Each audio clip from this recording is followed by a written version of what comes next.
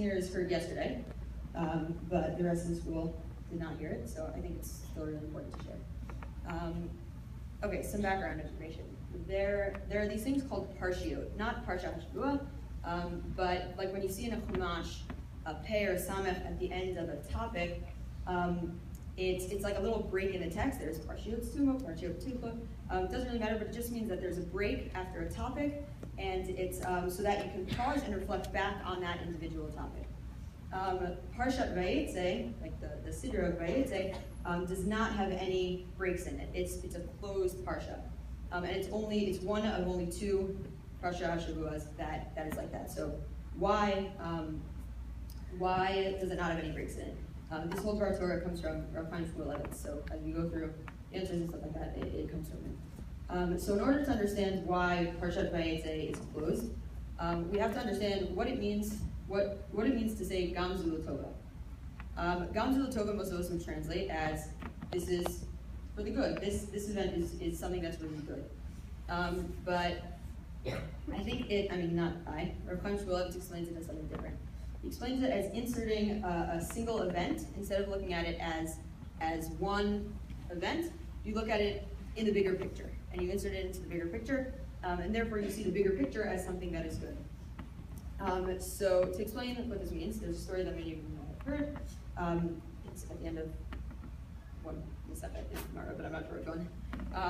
Pretty much Rabbi Akiva is standing on top of Har Bayit with a bunch of other rabbis, and after the Churban, and they see a fox running across the place where the Kodesh HaKodashim used to be.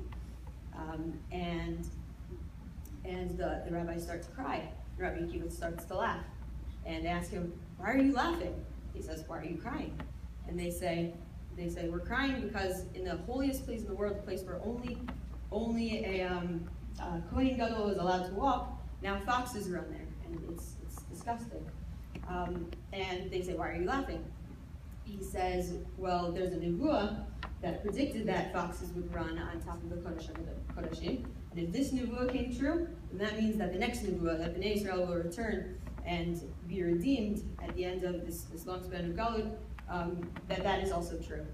And so Rabbi Akiva was sort of able to take this one isolated event and insert it into the bigger picture and see it as something whole. So what does this have to do with Parshat Vayetze? Parshat Vayetze is the beginning of Bnei Israel. 11 out of the 12 Shvatim are born in this week's Parsha, and they spend most of their time in Galut, this week's Parsha. So Vayetze is essentially the story of Bnei Israel in Galut. So when we look at the story of Bnei Israel in Galut, the past 2,000 years, we have to look at it as one whole picture.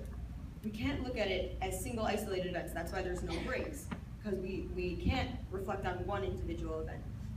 Because if we see one individual event, that one individual event is bad.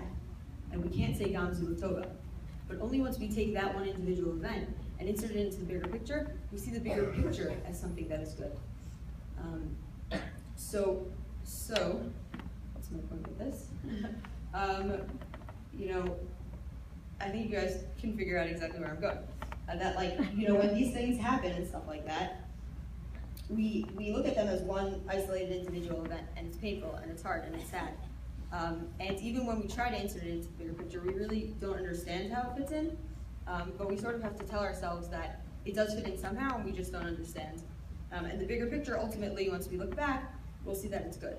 But this does not mean that, as soon as we hear news and stuff like that, we should just stand up and be like, let's go on, let's okay, everything's gonna be fine, everything's okay. It's not okay. It's not okay right now. And that's why Hashem doesn't just say you're allowed to mourn. Instead, he commands us to mourn for 7 days.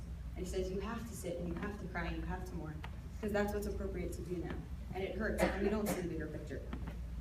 But once we get up from that Shiva, then we have to say Gam Zu L'Tova. It's part of the bigger picture. We don't understand, but we can't, when we're in Galut and when these times are confusing, we can't look at one isolated individual event, because one isolated individual event is not good.